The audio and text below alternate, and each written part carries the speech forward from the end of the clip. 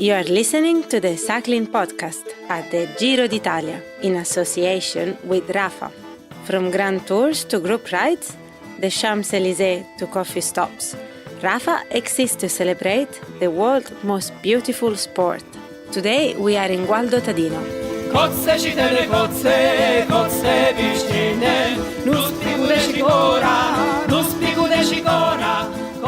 obviously for big guys like us, it's never easy when it's a big start like this, but hopefully once the break goes and it sort of settles down a little bit, we'll come back to the group and then we'll assess the situation there, whether or not we have to ride much today or whether we can take it a little bit easier.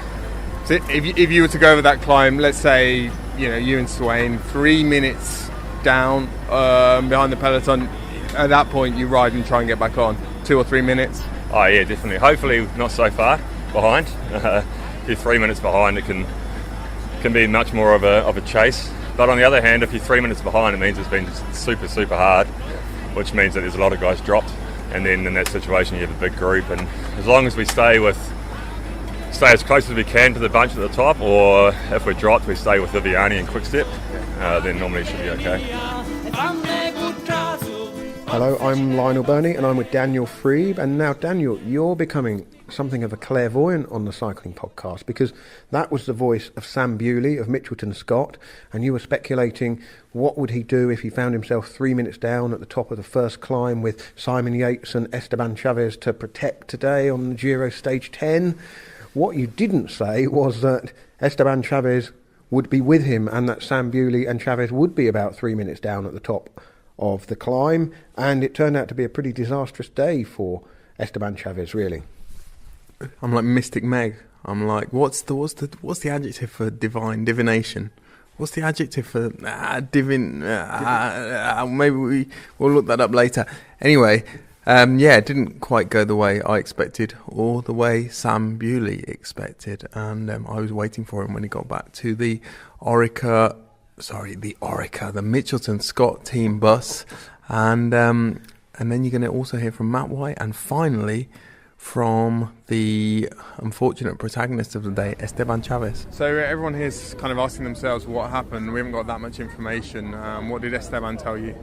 He didn't tell me anything. Maybe he's just there. You can ask him what happened here. Tough old day though, yeah? Yeah. It was hard. We did chase for a long time. We hoped we would come back, but we didn't. So unfortunately, Esteban's off the GC now. But on a positive note, we still have the pink jersey with Simon, so lots to play for. And you did all that work with Esteban in Colombia. It must be hard to see that. I mean, I know he's obviously still in the race, but it's been jeopardised to a certain extent. Yeah, it's always hard. It's hard because he's a friend of mine. But hey, we live to fight another day. Tomorrow, the sun will set tonight, the sun will rise tomorrow, and let's see what happens after that. You sound like Esteban. Thanks. Cheers. So, Matt, we all sort of in the dark still about exactly what happened to Esteban. Join the club. I have no idea, mate. I have no idea. I'm presuming that he had problems with his breathing, with allergies, because he's not sick, didn't crash, and he's not injured. So your guess is as good as mine at the moment. So. And the gap went out pretty quickly, did it, as far as you could see? Yeah, other teams started riding straight away. So he got dropped. I can't remember where exactly on that Category 2 climb. And when other teams saw second place on GC, they pushed it as hard as they could. So you're on the radio. There weren't any messages coming back about what exactly the problem was. No, because I said he didn't crash and he's not sick. So Roman Cruisinger said on the radio that him and Esteban had been dropped, but he waited with him, and then we caught him, and we thought maybe he just passed a bit of a bad moment, and obviously we didn't wait with him. He had Roman with him, and then we got Sam Bewley to wait initially, and then we sent back Chris Jules Jensen as well, because they were holding it 2 minutes, and we thought we might be able to bridge across there. And also, we needed. Having Yatesy up front there, I didn't want that to blow out as well. And in the end of the day, it's certainly wasn't ideal, but it could have been a lot worse as well. This is the Giro. That's how it is. I've got a relationship of tough love with Italy. It's a tough, rough kind of love. A few days ago, I had one of my very best days here, and now, well, it's hard. It's hard for my morale, but that's life. We can only give what we've got and no more. We've still got the jersey, and that's the most important thing. The plan doesn't change. We'll have to take a look at what went wrong. The main point was that I didn't have any strength in my legs, and therefore I couldn't do the first climb in the front group. We tried to get back on and got to 1 minute, but it wasn't really working. That's life. That's the Giro. That's why this race is so beautiful. The goal doesn't change. The team started with a goal, that's still the same, and on we go. Well, it was a mystery to Mitchelton-Scott what happened to Esteban Chaves at that stage. The damage at the end of the day was, well, it was complete, wasn't it? 25 minutes. Esteban Chaves lost, slipped well down from second place overall. He had teammates with him all day, Roman Kreuziger, Bewley, of course, Chris Jensen and Svein Tuft, who actually finished another 5 minutes back in the last group on the road, and it was just not what we were expecting from stage 10 of the Giro, the first day after the rest day. Quite a long stage again. It went from Penne, where the pasta is from. No. Further to our conversation about Penne the other day, and you don't particularly, it's not one of your favourite shapes of pasta, but have you ever had smooth penne? Without the ridges? Without the ridges, but it's actually an inferior kind of penne, because you know why penne is so effective at holding sauces? Because of the ridges? Because of the surface area. Indeed, but this is not the pasta podcast. Well, this is, but the stage was 244 kilometres from Penne to Gualdo Tadino. It started with, straight up a hill, a difficult climb, and this morning as we strolled around the buses, I was immediately struck by just how many riders were warming up. At one point, the whole Movistar team were riding on turbo trainers. Some riders were using the rollers, but an awful lot of riders were spinning their legs for a good 15 minutes or so before the stage start. So we were anticipating a very fast, difficult start and the battle to get into that first break. And the first break went with some strong riders in it. Luis Leon Sanchez, Harlinson Pantano, Valerio Conti, Ben Hermans, Matej, Mohoric, Baumann of Team Lotto NL Jumbo, who was away the other day. Ballerini again, keeping up Androni's 100% record of getting into the breaks. Ben King, Mosca, Nylands, Tony Martin, doesn't get much stronger than that, and Mads Pedersen and Tom Scully. And those 13 riders got quite a decent gap, but the big news was that Esteban Chaves, second overall, was in trouble on the climb. And once the gaps opened and everybody knew, the hammer went down at the front from teams that were interested in putting Chaves out of the picture. For a long while, Quick-Step were chasing, because they had Viviani in that big second group as well. I say big, it was probably around 20-25 riders at that stage. And that meant that original break of 13 riders all got brought back, with the exception of Tony Martin initially. But it all got brought back. Martin was then caught as well. At the intermediate sprint, Simon Yates in the pink jersey went for it and took 3 seconds time bonus, ahead of Thibaut Pinot. And as we got into the final kilometres of the race, 77 kilometres to go, Davide Frapporti was out in front on his own, and the story was that the pink jersey group was around 3/4 of a minute down, and the Chaves Viviani group was over 6 minutes down, and that gap was going up and up. Frapporti eventually was joined by Davide Villela of Astana, who went clear with around 40 kilometres to go, and that sparked the final move of the race. Matej Mohoric, the eventual winner, went across to Villela. They caught Frapporti, and then just at the bottom of kind of the last significant climb, Frapporti was dropped immediately. Behind, there was a chase of Nico Denz of AG2R, Alessandro De Marchi of BMC, and Sergio Henao of Sky. There was a problem for Tom Dumoulin, crash on the descent, swapped his bike.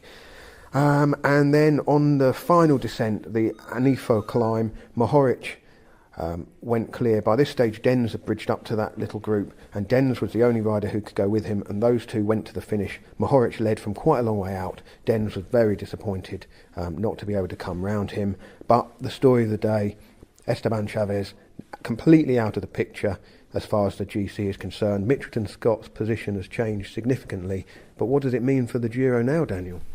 Well, it's a shame, I think, from the race's point of view, because it set up this fantastic scenario whereby one team namely Mitchelton-Scott, had two riders who were in very dangerous positions, one in the pink jersey, Chaves just behind, and that sort of counterbalanced the clear superiority of the rider who I probably would say is still the main favourite, Tom Dumoulin, in time trials.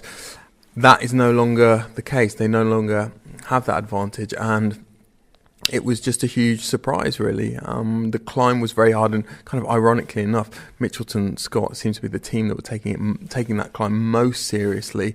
Certainly, based on what I heard this morning and also yesterday on the rest day, the Matt White, the director sportif who we heard from earlier, had driven the first 100 kilometres of the stage yesterday. I'm not sure too many other director sportifs did that. He thought that it was brutal. He was surprised how hard it was, and obviously the riders were briefed. I saw Chaves, he came out of the bus pretty early this morning. We all know he's sort of this smiling, cheeky, chappy figure. That's at least the image that he tends to convey. And he looked pretty serious, he looked pretty tense this morning. I did ask a couple of people in and around the team whether they'd got wind of some sort of problem before the stage. That wasn't the case. Apparently he was just going through his normal routine. And for a climber, one of the best climbers in the race, to get dropped so badly on a climb like that is a shock. And I would suggest it's unlikely that could be just allergies. I don't know, Lionel. What do you think? Well, I think that Simon Yates, while he has lost a very useful ally from just behind him overall, the fact that Yates is now 41 seconds ahead of Tom Dumoulin and looking to steal time at every possible opportunity. In one way, you could look at it both ways. If you're a sort of negative naysayer, doomsday scenario type like I am, it would be obviously seen as a disaster that Chaves has slipped away, because they would have two cards to play on the mountain stages. But on the other hand, it does simplify things a little bit for Mitchelton-Scott. There's one of the questions we didn't get to play in our press conference rest day episode last night because we forgot, was from a listener asking what Mitchelton-Scott would do, and we asked Richard Moore to answer that one on our behalf. The question and the answer are now redundant, 24 hours later, because it's a very simple thing that all of Mitchelton-Scott's eggs are in Simon Yates's basket. Yeah. However, the idea that they're now in a better position because Chaves has a clear role, and he's now going to be Simon Yates' domestique, I think is a bit sort of fatuous. Mario Cipollini on Italian TV espoused that. So he expounded that barking mad theory that they were actually better off tonight. Well, if that was the case, then why didn't Matt White get Chaves to sit up anyway at any point over the last few days and turn off the road, go and find a nice trattoria or steria and order himself a plate of spaghetti, and so he could then be 25 minutes down on general classification, and that, according to Mario Cipollini, that would be a wonderful position to be in. Well, I didn't say it was a better position. I said it simplified things for them, which it does, really. Actually, now that I mention it, talking about Mario Cipollini and turning off the route for a plate of spaghetti, he did that once in the Giro d'Italia. He went in a break, he attacked off the front. I think it was in 1997. I'm sure this story has been slightly embellished, but this was what was written at the time. He went in a breakaway and,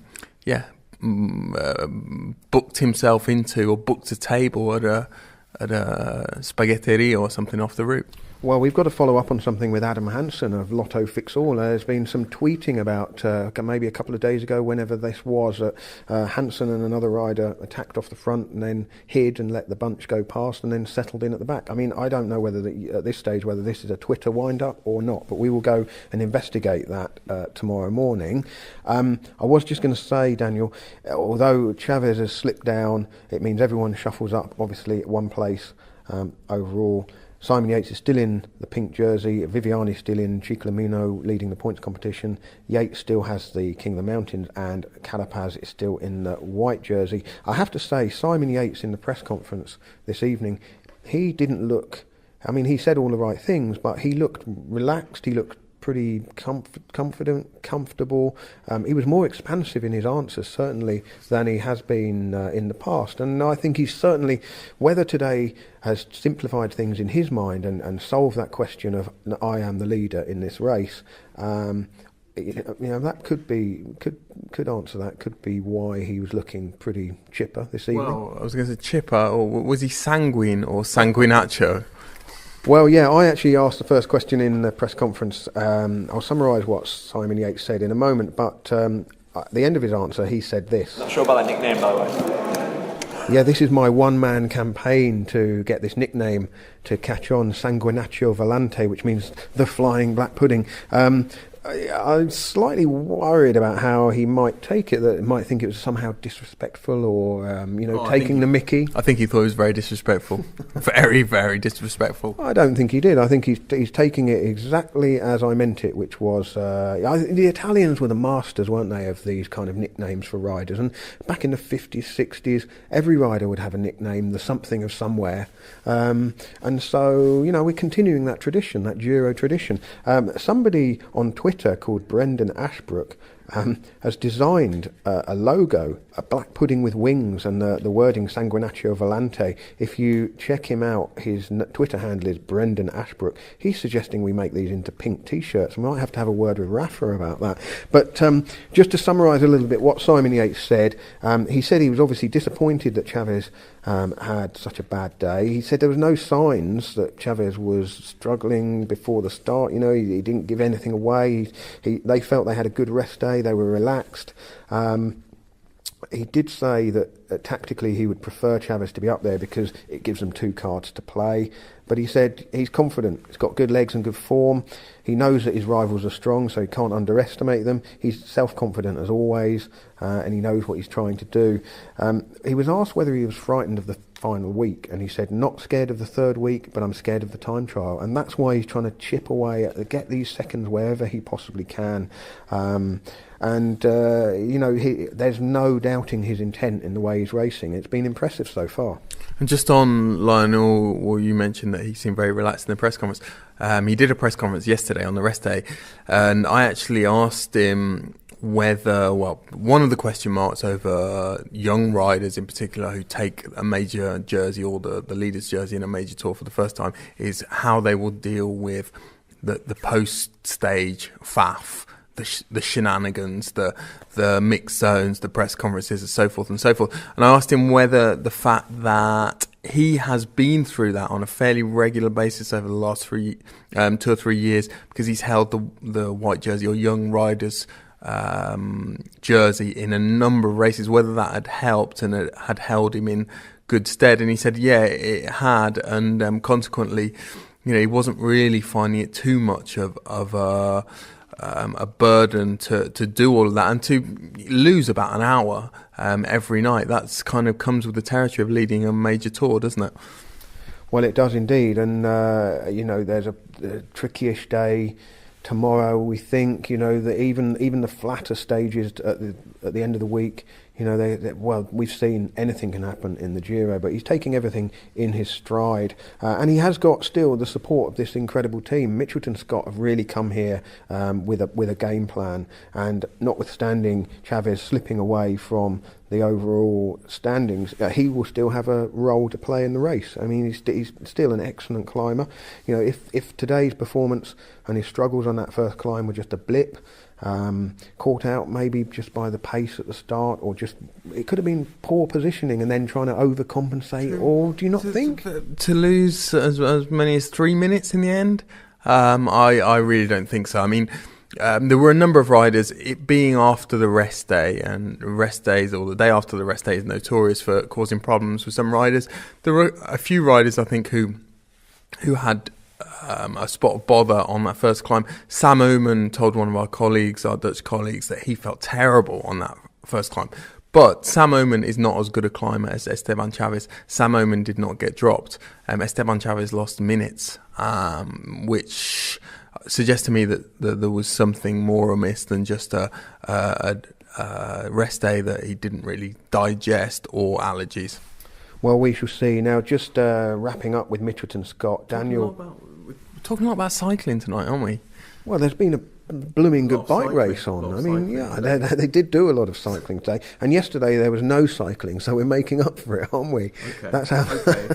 But sticking with Mitchelton-Scott and just wrapping up with them, Daniel, Kilometre Zero, Fuori Pista is Swain's World tomorrow. Tell us what this is going to be about. Swain's World, it's a window into the psyche of one of the most interesting riders in the peloton, 41-year-old Swain Tuft. It was his birthday a couple of years ago, a stalwart. A couple of years ago. A couple of days ago, Lionel. I'm just checking you're paying attention, because there was another error. Move on. There's another error that I made yesterday that you should have picked up on and you didn't. Anyway, he turned 41 a couple of days ago. He might be riding his last Grand Tour here at the Giro. So the Kilometre Zero that we're going to release tomorrow is it's a bit of a kind of think piece in Swain Tuft's own words about how he conceives of life and cycling and so forth. Anyway, one of the things we talked about was how he's noticed his body change over the years, and the topic of warming up before stages, which became very, very relevant for Mitchelton-Scott today. I know what I used to be able to do, like, say, for example, on a hard start on a tomorrow stage, 15K uphill. When I was younger, I wouldn't have thought about that. I'd be like, well, I might get dropped, or like I'll be able to hang on the back of the bunch. And now I have to warm up. I have to do all of these different, I'll still have to ride tomorrow on the front. Depending on what shakes down. But I'll have to start the day on the ergo and do everything I can to make sure I don't lose a lot of time on that first climb. So and how do you know that is absolutely necessary? Was there a period when you maybe weren't doing that and you started to notice, and then you had a eureka moment, oh yeah, if I warm up? For sure. It's like you have a rest day, and if you don't, like today we did couple hours and then came straight onto the ergos, just to keep the body and the heart rate up. Because that's another thing too, is like when you do rest, your body just wants to shut down. Yeah. So it's like today you had to go out and be like, no, we're still in this and we're still going to keep pushing. So yeah, and I think it was in the Tour years ago, I realized, like, if I just do 20 minutes on the ergo, ramp up to like a proper heart rate, changes everything in the start for me. And if I start cold, like 2K neutral, bang into a climb, it's just like you explode, And again, everyone's different. Yatesy, for example, wouldn't matter if he trained today, nothing. He would just sleep, and tomorrow no warm up, and he'll fly up that climb. Obviously, totally two different people. But human physiology is really different that way, and I'll say for a lot of the workers like Chris Jensen and Sam Bewley and myself, we all are bigger. We sweat a lot more, so we also can pack on a lot more water because our body's always trying to recover from, you ride 5 hours full gas, you need recovery. So yeah, it's like learning all those things throughout the years. It's just little things like that can change a lot for you. A community around the world. Stories and films with the most compelling characters. The world's finest apparel. Explore the world of cycling with Rafa. Thank you very much to Rafa for sponsoring the cycling podcast. I assume you're all watching the Giro d'Italia out there if you're listening to the podcast, but if you're in one of the cities that's home to a Rafa clubhouse, and they're dotted all over the world, drop in and watch the race live with fellow fans of the Giro. Have a coffee and so on. There'll be big screens and Italian-themed food and drink. Well, there's certainly a cafe in London that I drop into every now and again. This is a nice place if you've got a bit of spare time in the afternoon. Go and watch the stage at a Rafa clubhouse. A Rafa clubhouse is a bit like golf clubhouses. Do you get scowled at if you wear if you forget to take your cap off or you wear jeans? No, very welcoming, very welcoming. All are welcome. There are no such rules. I mean, golf. Goodness me, we're not mentioning golf in the cycling podcast. While we are talking about Rafa. All listeners of the Cycling Podcast can win some Rafa swag and some Science in Sport swag, courtesy of our 2 sponsors. Simply retweet tonight's episode and add a short comment stating why you listen to the Cycling Podcast, along with the hashtag Giro101.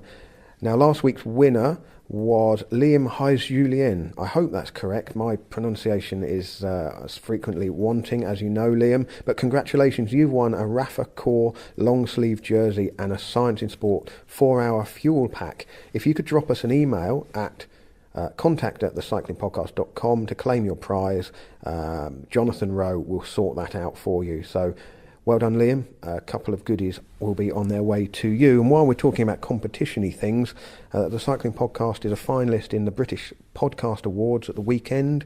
That will be announced on Saturday evening. We'll have our fingers crossed here in Italy. And if you want to vote for us in the Listeners' Award, go to britishpodcastawards.com/vote and vote for us. Now, Daniel, the winner today was Matej Mohoric, Slovenian rider, young rider with Bahrain Merida. An important win for Bahrain, get off the mark in this Giro. Mohoric, we all know his talent. He's demonstrated his talent from a very young age. He was the World Junior Road Race Champion when the championships were held in Limburg in the Netherlands in 2012.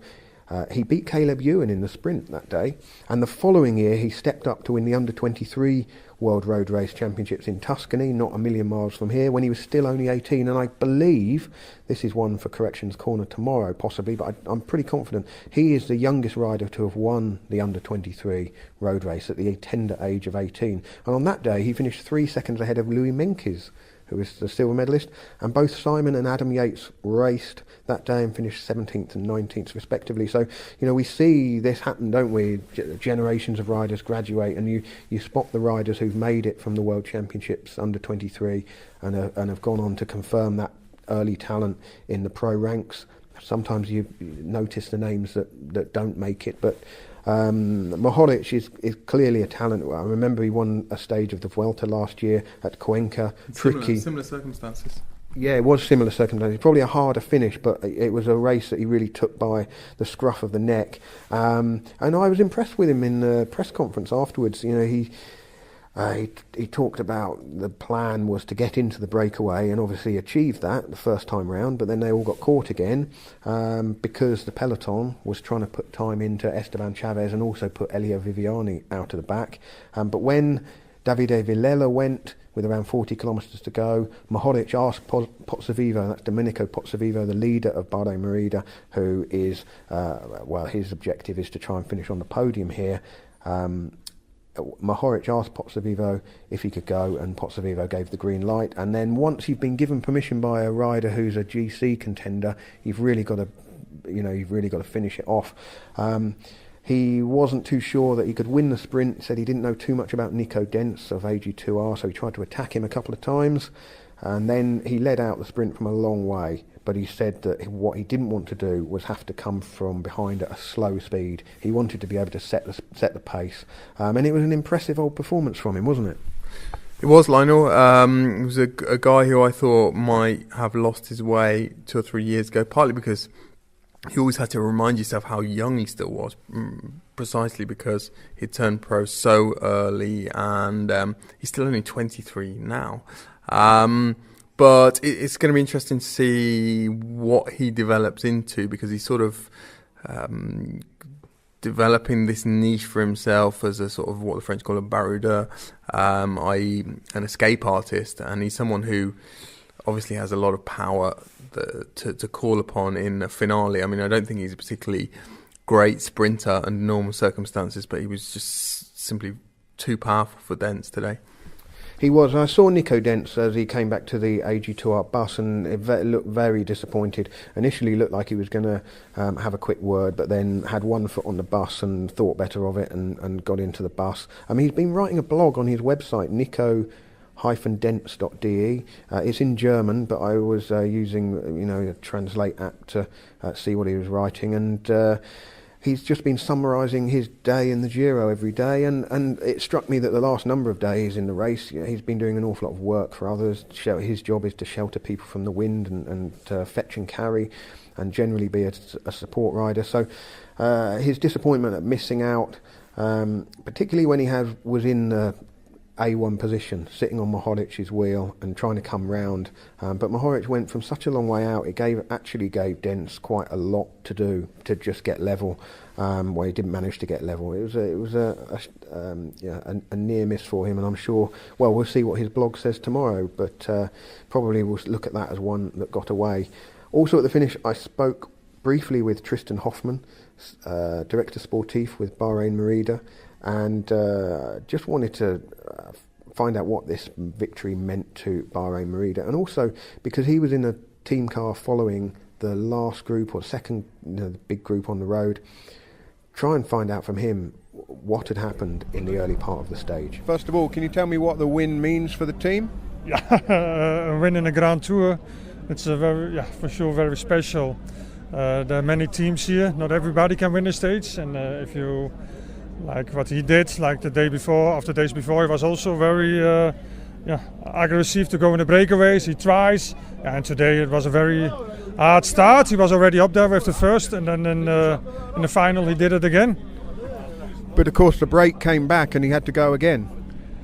Yeah, but that was he showed already that he's in a very good shape.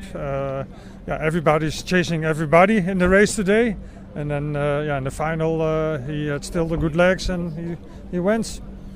For most of the day, I guess you were behind the second group. Can you tell us what was going on? Because we really have no idea what was happening behind there. It was from the gun, as you know, directly climbing, and then the whole peloton explodes. And what I see is that I was behind a group of 20 guys with two of my riders, and then the two pelotons were chasing each other because Chaves was a little bit behind, and in front I think they don't want him to come back, so they were chasing, and of course Quickstep wanted to have this bunch sprint, and then one moment they gave up the second group, and the first group could go for the victory. So was it one of those ones when it was a small group, small gap, and then suddenly the gap grew quickly? No, for us, we already had to look, the time limits and everything. But in the front, they went full gas to fight for their positioning and to get a bunch sprint or to avoid a bunch sprint. The Cycling Podcast is supported by Science in Sport. Independent research shows 10% of sports nutrition products would get a professional rider banned. Trust Science in Sport, the world's highest standard of banned substance testing. Thank you to Science in Sport for sponsoring the Cycling Podcast. If you would like to get 25% off Science in Sport products, go to scienceinsport.com, and when you go to the checkout, enter the code SISCP25. In previous episodes, I had said that the discount code was valid on everything. It is valid on everything as long as that product is not already... You liar. I mean, there has to be some kind of intent for it to be a lie. It was simply, I don't want to blame anyone here, but I was working off some slightly inaccurate information. But the fact is, as long as the product is not already subject to another discount, then you can get 25% off. So it's still a fantastic offer from our sponsors, Science in Sport. Now, Daniel, it was the rest day yesterday. You were off very busy, putting me to shame, really. I mean, I was doing a lot of unseen work, preparing for our press conference episode, which we recorded last night, where we answered listeners' questions. We'll do that again on the rest day. Well, I won't, but you and Richard will do that again on the rest day. And one of your assignments was to go and meet Chris Froome, who's not had the start to the Giro that you hoped and planned for. I had an appointment with Chris Froome in the Team Sky Hotel in Pescara in the morning. It was the morning after his, pretty ropey afternoon on Gran Sasso d'Italia. Here's what he said. So I'm going to start with a test of your Italian sporting knowledge. We're surrounded by signed Del Piero jerseys, Roberto Baggio. Those names say anything to you? Not much, to be honest. I won't lie. I have no clue who they are. Okay. And we'll move on. So Chris, yesterday I went up a mountain, got stuck for 3 hours afterwards. What did you do yesterday? Tell me about your day. I probably went up at a very similar speed to you. Assuming you walked up. No, tough day out there yesterday. It was obviously didn't go to plan. I felt as if I've been on the back foot ever since that crash before the TT in Jerusalem. Just haven't been feeling myself on the bike. I've been feeling out of sync. I've been feeling unbalanced. But just hoping to get through day by day, and hoping that obviously I came into the race hoping to ride into the race and reach basically full steam in the second half of the race, which obviously I'm still hoping to build on that now and to come into myself in the second part of the race. Obviously with the plan of going for the Giro and the Tour, that was always going to be my approach, not to come into the Giro absolutely pinging and just try and hang on to it, because then I would come to the Tour completely cooked.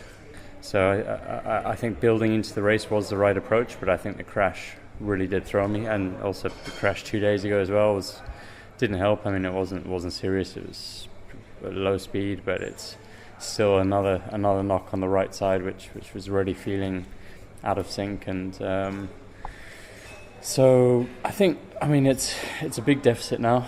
I mean, there's no two ways about it. It's definitely going to be very, very difficult to make that time up, especially with such strong contenders here. It's really impressive to see how Orica's been riding. Simon, sorry. Probably not the only one to get those two confused sometimes. Saddam, I call them. Saddam. But yeah, no, Simon, I mean, to see another Brit in the pink jersey is amazing. I mean, I couldn't be happier for him. He fully deserves it, and he's got a great team around him. Chris, when you say out of sync, out of balance, is that the kind of thing that an osteopath is treating, or a chiropractor, or are you talking more about sort of grogginess and physiological feelings? Well, I mean, I've been seeing the team osteo every day, trying to work on the little imbalances. I've got a bit of pain on the right side. I think the left is compensating. So, yeah, it's physical. And so you say you've not felt yourself. Did you feel better before you got to Israel, a week before the Giro, effectively? I did, and I think even the numbers reflected that. I mean, I was hitting my targets in training, and I haven't seen those numbers since I've been in the race so far. Are you at the point now, so far down on general classification, that you can go for broke and that you're going to throw the kitchen sink at it, or do you still ride as though you've got the time trial coming up and you can take that time back off Yates? Let's see. I mean, it's the race really can't. We're nine days in. We're not even halfway, so a lot still can change. So I think we're going to take it on a day-by-day basis. It's going to depend on how I feel.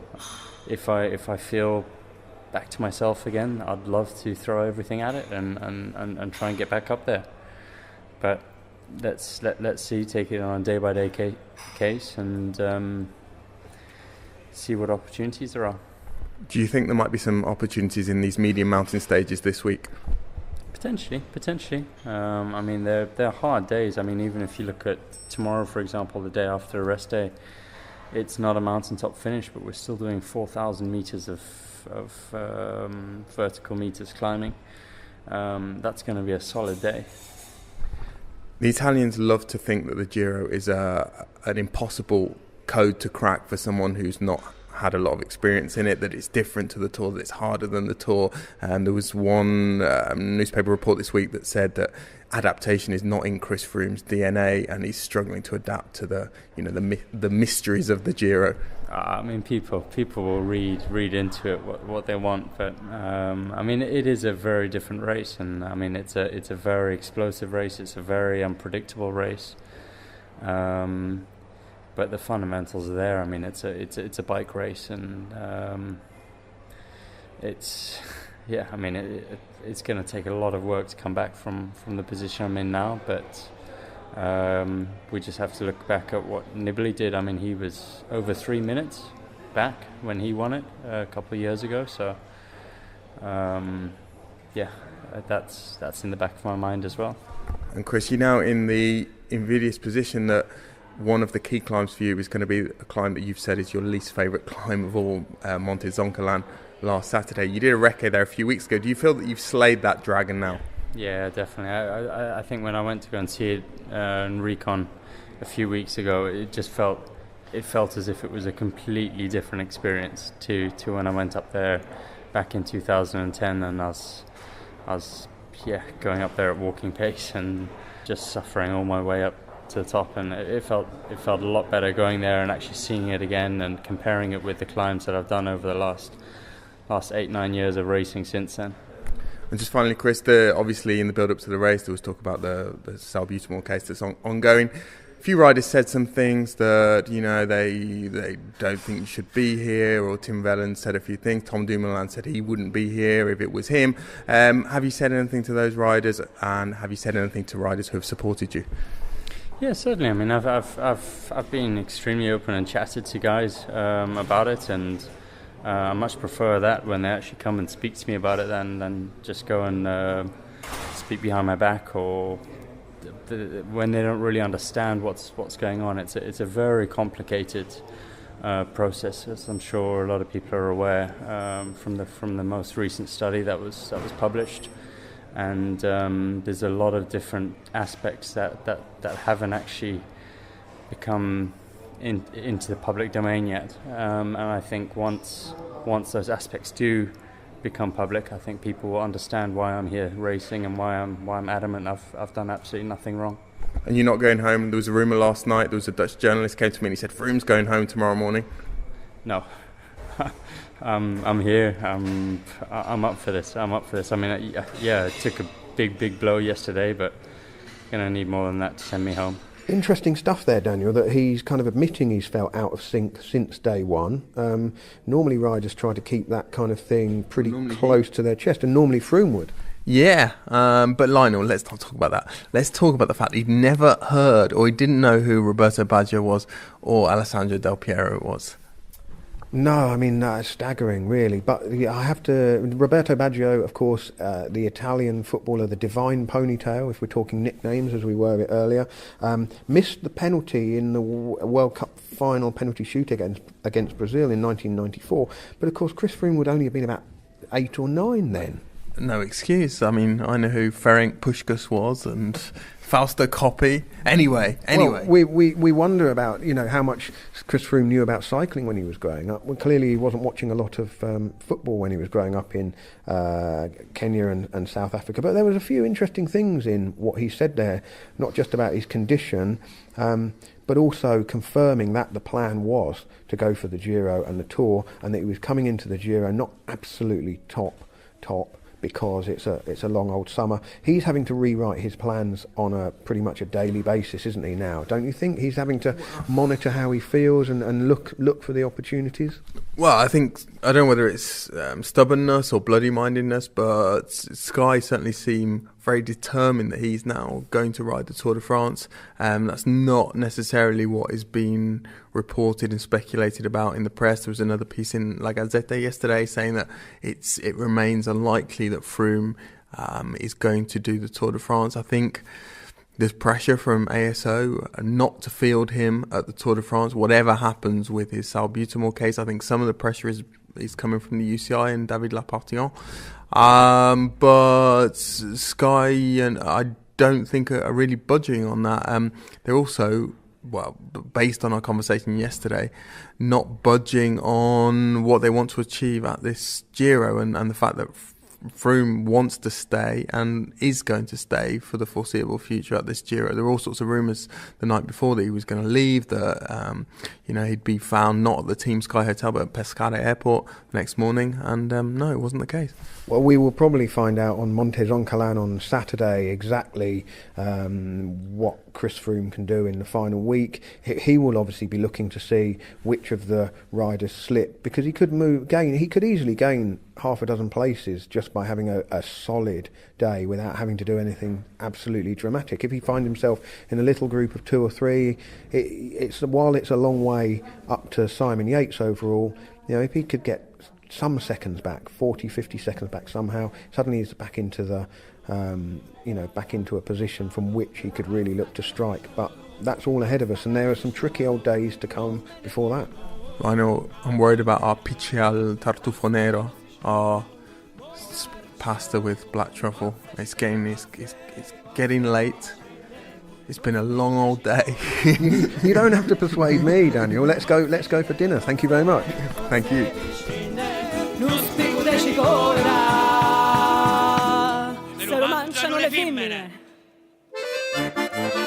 A community around the world. Stories and films with the most compelling characters. The world's finest apparel. Explore the world of cycling with Rafa.